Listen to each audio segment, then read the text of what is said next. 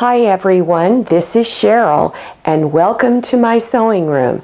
I'm going to demonstrate how to make this Zigzag Table Runner, which is made out of a Chevron quilt block. So let's get started. You'll need the following supplies. You'll need 2 different fabrics, a light and a dark, 5/8 of a yard of each, and out of each you'll cut 6 10-inch squares. The fabric for the back, you'll need 7/8 of a yard, and your cotton batting, you're going to need a piece that measures approximately 15 inches wide by 76 inches long.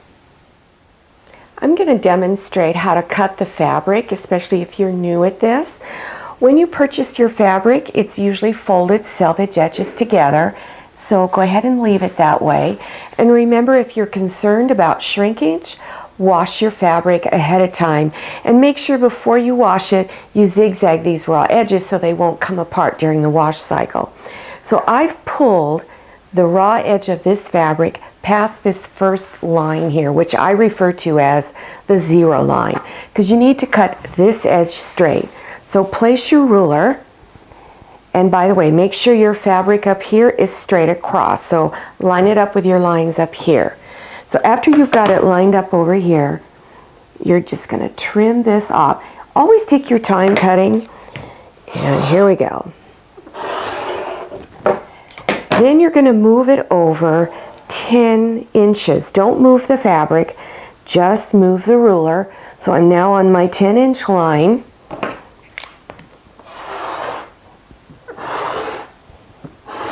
And I'm going to move it one more time, another 10 inches, which would put me on the 20-inch line, and then cut.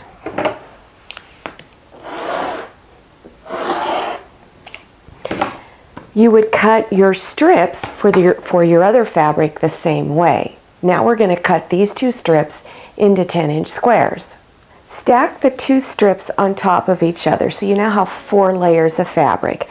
Straighten your fabric out on the line up here and pull the selvage edges past the 0 line. You're going to trim the selvage edges off. Again, take your time lining up your ruler. And you're going to move the ruler over, not the fabric. Go to the 10-inch line, because we're cutting them into 10-inch squares. And one more time, go over to 20 inches and line your ruler up and cut. Now, you only really needed 6, but you have 8 altogether now. You can set the other 2 aside in case you make a mistake, or put it in your scrap pile for another project. Again, cut out your other fabric in the same way. You need the same amount of squares. Take all of your squares and match up your A and B fabrics together, bringing front sides together. Then you're going to stitch around all 4 sides, and you're going to do a scant 1/4 inch. Scant means to stay slightly under 1/4 inch. If your seams are too large, your finished block size will not come out correctly. So do all of your 6 squares like this, then press all of the edges with your iron. Then you're going to cut the block in half, corner to corner. So line your ruler up and cut it in half. Don't move your blocks, leave it exactly where it is. Now place it here, lining it up, and cut one more time. You should have 4 when you're done. You're going to press your blocks now, and you're going to press the seams in a specific direction. Half of your half square triangles, the seam will be pressed towards the darkest fabric, and the other half of your half square triangles will be pressed towards the light. So lift it up and push that seam towards the correct side. And then go to your other stack. Remember, the other stack has a different color facing up. We do this so that when we go to match the blocks together, everything is easily matched together. Cut these little tails off. It's less bulk you have to deal with when you begin stitching everything together. So take the time to trim these little tails off and do it on all of your half square triangles. Take 2 half square triangles and put them together so that you see this shape here. And you're going to bring front sides together and stitch a scant 1/4 inch seam. And this seam up here, the one on the bottom is in the opposite direction than the one on top.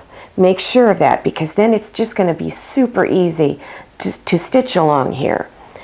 Then, and you're doing half of your stack of half square triangles like this.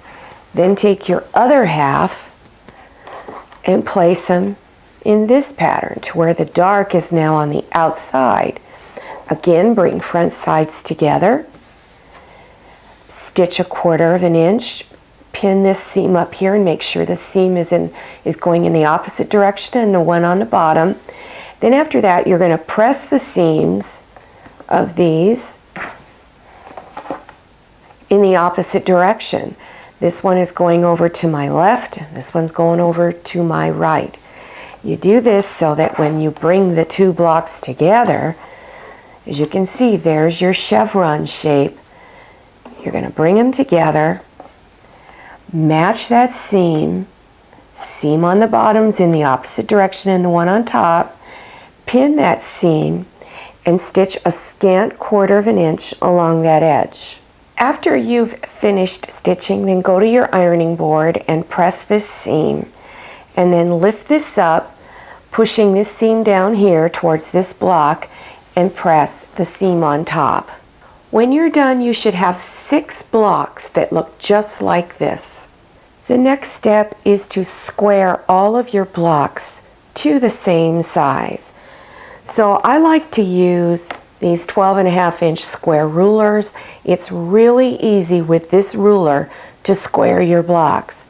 So since I want it to be 12.5 inches square, I'm going to put the 6 1/4 inch line of my ruler on this seam here and the other 6 1/4 inch line on this seam here.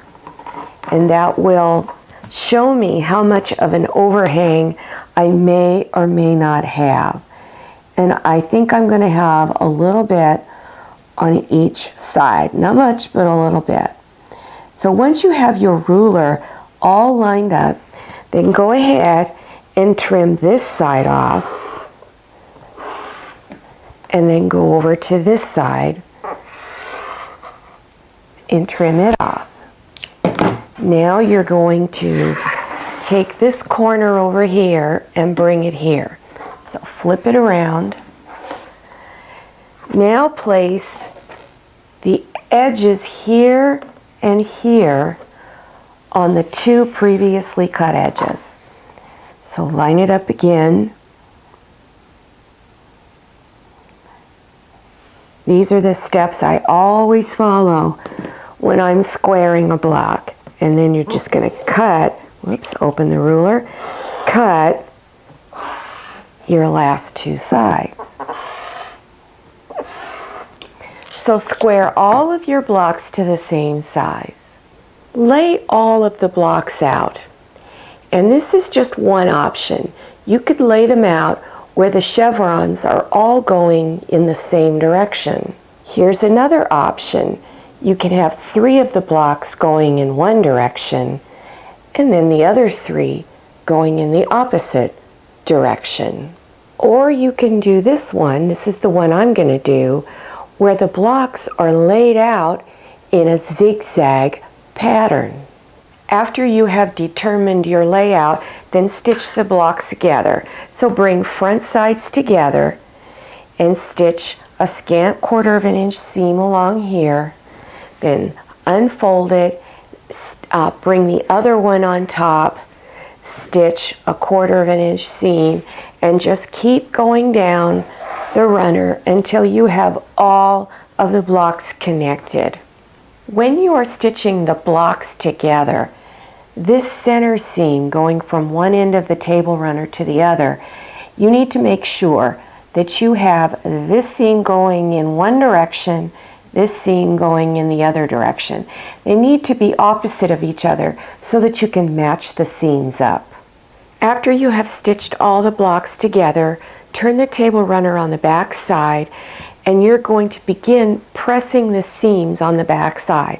So I've already got one block folded underneath, and then I'm going to press this seam. Then go to your next seam, lay it down, and press it. Make sure everything's tucked underneath there. Continue on down the table runner till you have all of the seams pressed on the back side. Turn the table over to the front side, and starting at one end of the runner, you're going to press these seams all in one direction. So it helps if you keep one end of the runner lifted, and with your iron, push against that seam. Then go down to the next seam and do the same thing. You're going to press that seam all in one direction. So continue down the table runner until all of your seams have been pressed. Take your fabric for the back. Remember, you needed 7/8 of a yard. And leave your fabric folded with the selvage edges together. Then fold it in half. And on the fold, put a pin to mark the center. Then unfold it, and you're going to cut it in half. So place your ruler on that center mark and straighten your ruler out, and then cut your fabric in half. Stack the two pieces together with the selvage edges at one end, and we're going to cut this off. So place your ruler along there and line it up and cut your selvages off.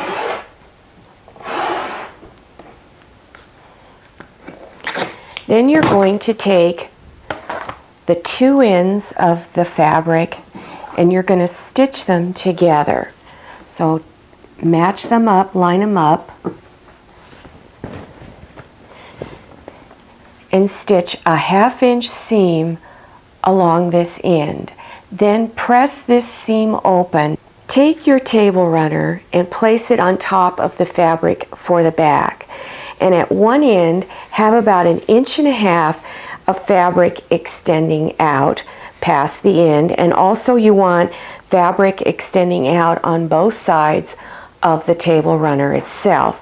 Then at the other end, you're going to go all the way down to your other end, and you're going to trim some of this excess off. So take your table runner and trim the excess off, leaving again about 1.5 inches at this end. Then cut your cotton batting the same size as the fabric for the back. Layer all of your fabrics now. Place the fabric for the back with the pretty side down, and you're looking at the back side. Then lay down your cotton batting, and then center your table runner over the cotton batting.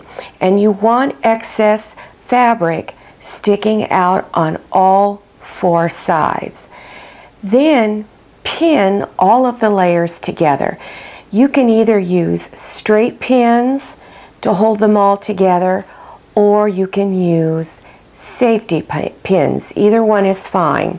If you were doing a large quilt, I would recommend you just use the safety pins. But for this table runner, because it's small, straight pins will be fine if that's all that you have.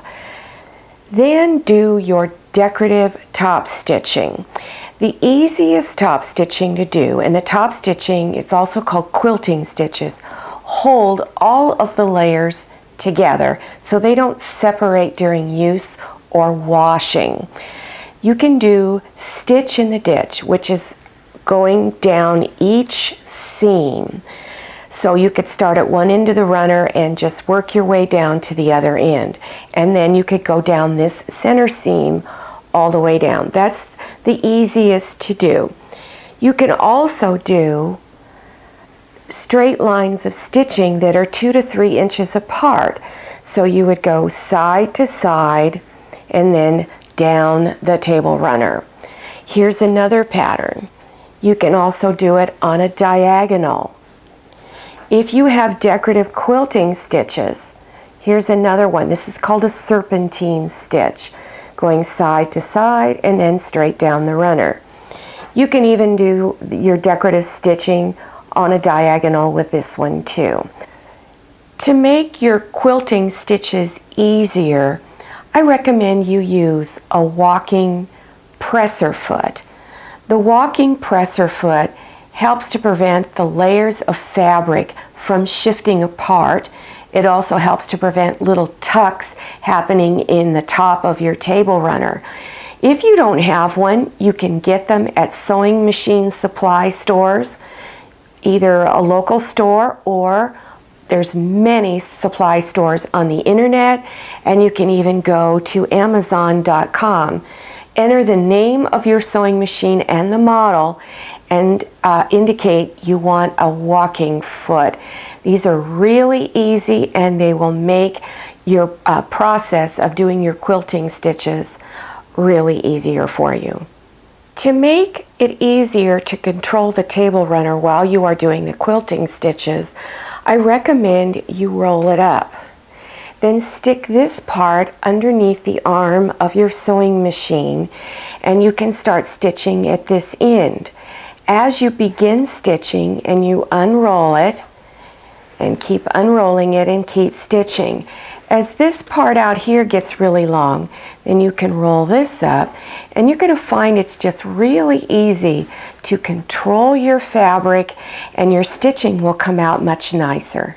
After all of your quilting stitches are done, then trim this excess fabric off the back and cotton batting.